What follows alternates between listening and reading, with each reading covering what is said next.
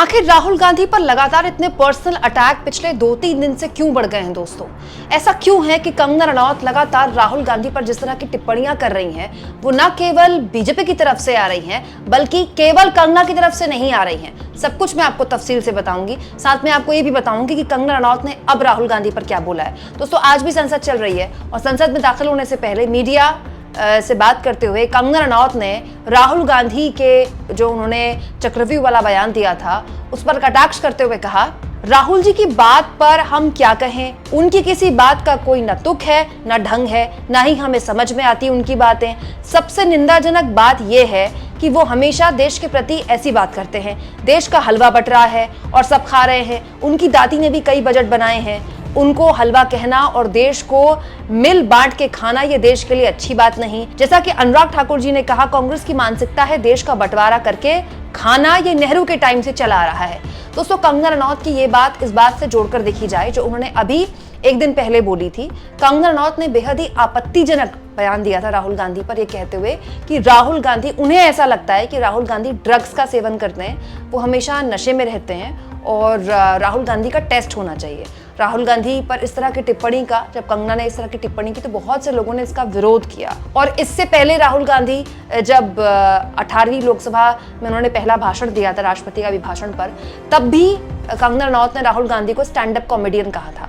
पहले stand up comedian, फिर राहुल गांधी को ड्रग्स लेने वाला या नशे वाला बताना, और अब राहुल गांधी की बात में चक्रव्यूह और हलवे का जिक्र करना और उसकी निंदा करना। दोस्तों, ये तीनों बातें सिलसिलेवार तरीके से हमें जोड़कर देखनी चाहिए, क्योंकि कंगना रनौत की बयानबाजी अब आप उसको ऐसे ही नहीं टाल सकते, क्योंकि वो केवल बॉलीवुड की एक्टर नहीं है ना, अब तो वो बीजेपी के सांसद हैं और जाहिर तौर पर अगर वो ये बात बोल रही हैं तो अनुराग ठाकुर को कोट करके बोल रही हैं। अनुराग ठाकुर ने राहुल गांधी पर जो टिप्पणी की थी, तो क्या कंगना रनौत ये कहना चाहती है कि वो उस टिप्पणी का भी समर्थन करती हैं?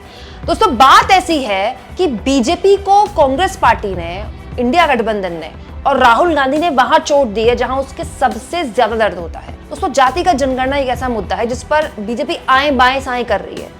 इंडिया गठबंधन का स्टैंड क्लियर है कि हम सत्ता में आएंगे तो जाति का जनगणना कराएंगे, चाहे कांग्रेस पार्टी हो, चाहे समाजवादी पार्टी हो या दूसरे दल जो इंडिया में शामिल हैं। लेकिन बीजेपी ना तो इसका समर्थन करती है ना इसका विरोध करती है। बिहार में जाति का जनगणना होती है तो समर्थन में आ जाती है, और देश में जब जाति की बात आती है तो मोदी जी कहते हैं देश में एक ही जाति है, गरीब और अमीर की जाति। बड़ा सवाल यह है दोस्तों कि जाति का जनगणना का सवाल जो राहुल गांधी ने उठाया है, क्या इतनी छटपटाहट बीजेपी में पैदा हो रही है कि अनुराग ठाकुर जैसे लोग इस तरह का बयान दे रहे हैं कि जिसको जाति का पता नहीं वो गणना की बात कर रहा है। ध्यान रहे दोस्तों, अनुराग ठाकुर अपने इस बयान को बार बार एक कहकर डिफेंड कर रहे हैं कि मैंने जाति नहीं पूछी राहुल गांधी से, जबकि अनुराग ठाकुर और बीजेपी भी जानते हैं कि आपकी जाति क्या है ये पूछना और आपको तो अपनी जाति का पता नहीं, ये दोनों बातें बहुत अलग है। आप जिसको अपनी जाति का पता नहीं वो गणना की बात कर रहा है, ये कहकर क्या अनुराग ठाकुर ये कहना चाहते हैं कि राहुल गांधी को अपनी जाति का पता नहीं? जाति का पता नहीं का मतलब क्या होता है? आपको अपने पूर्वजों का पता नहीं, मतलब आप कहां से आए हैं आपको पता नहीं, आपको अपने पिता का पता नहीं, यही कहने का मतलब होता है ना। तो ये तो एक तरह से गाली हुई। दोस्तों, आप फर्ज कीजिए किसी से आप पूछें आप किस जात से हैं, आपकी क्या जाति है, और तुम्हें तो अपनी जाति का पता नहीं, दोनों में कितना फर्क है। इस फर्क को बीजेपी पाट नहीं पा रही है और उसको पाटने के लिए तमाम तरह की बयानबाजी की जा रही है। कभी कंगना राहुल गांधी को ड्रग लेने वाला बताती हैं तो कंगना आप कहती हैं कि उनकी बातें तो हमें समझ में नहीं आती हैं। हलवे वाली बात उन्होंने कही, जबकि हलवे वाली बात राहुल गांधी ने जिस लिहाज से कही थी वो उस लिहाज पर, वो उस पूरे के पूरे अपने स्टैंड पर अब भी कायम है।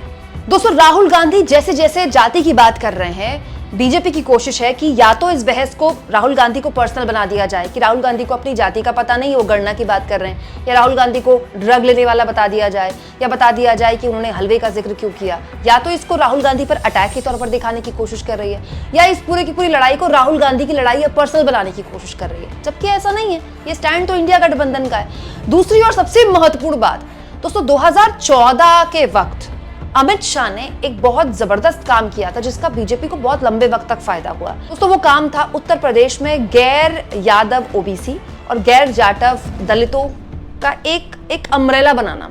उस अम्ब्रेला में उन्होंने बड़े स्तर पर अलग अलग जातियों को अपने साथ जोड़ा जिसमें वो कामयाब रहे और उसका नतीजा 2014 2019 के लोकसभा चुनाव में उनको मिला, और इसके बाद जो विधानसभा चुनाव हुए 2014 के बाद जो विधानसभा चुनाव हुए उत्तर प्रदेश में, उसमें भी उसको फायदा मिला। दोस्तों, उत्तर प्रदेश में जो 2014 के वक्त अमित शाह ने चमत्कार किया, एक तरह से गजब का अम्ब्रेला बनाया, उसके बाद ही उनका नाम चाणक्य पड़ा।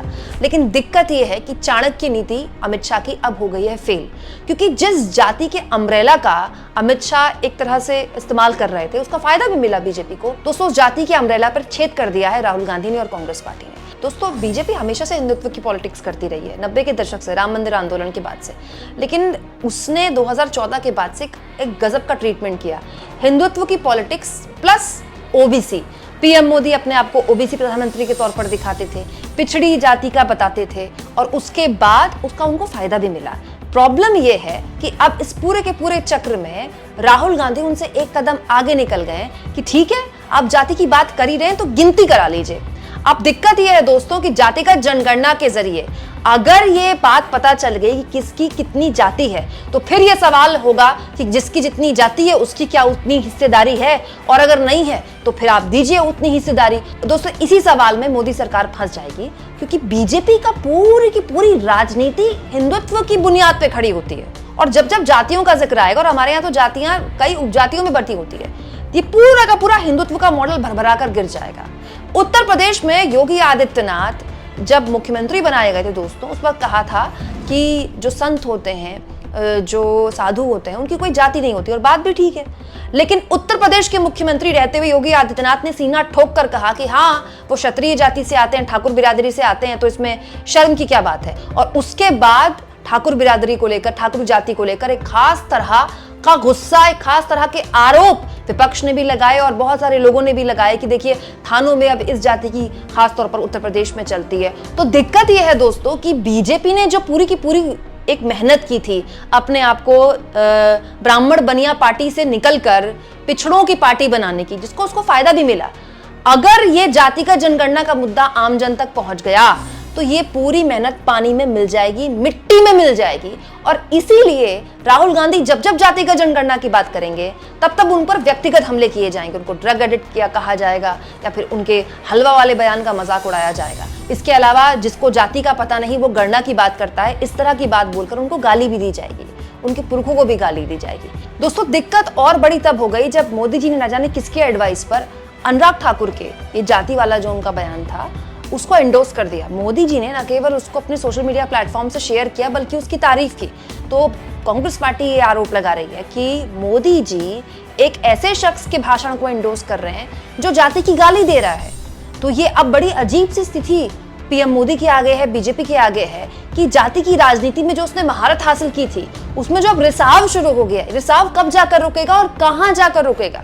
आप इस मुद्दे पर क्या सोचते हैं दोस्तों? कमेंट बॉक्स में जरूर लिखें, और जितना हो सके दोस्तों चैनल को शेयर भी करें, सब्सक्राइब भी करें, और थैंक्स और ज्वाइन, ये दो ऑप्शंस हैं जिसके जरिए आर्थिक तौर पर भी आप चैनल के हाथ मजबूत कर सकते हैं। अगर आप ऐसा करना चाहें तो जरूर करें दोस्तों, क्योंकि इसी के जरिए मेरी आजाद पत्रकारिता को बल मिलता है।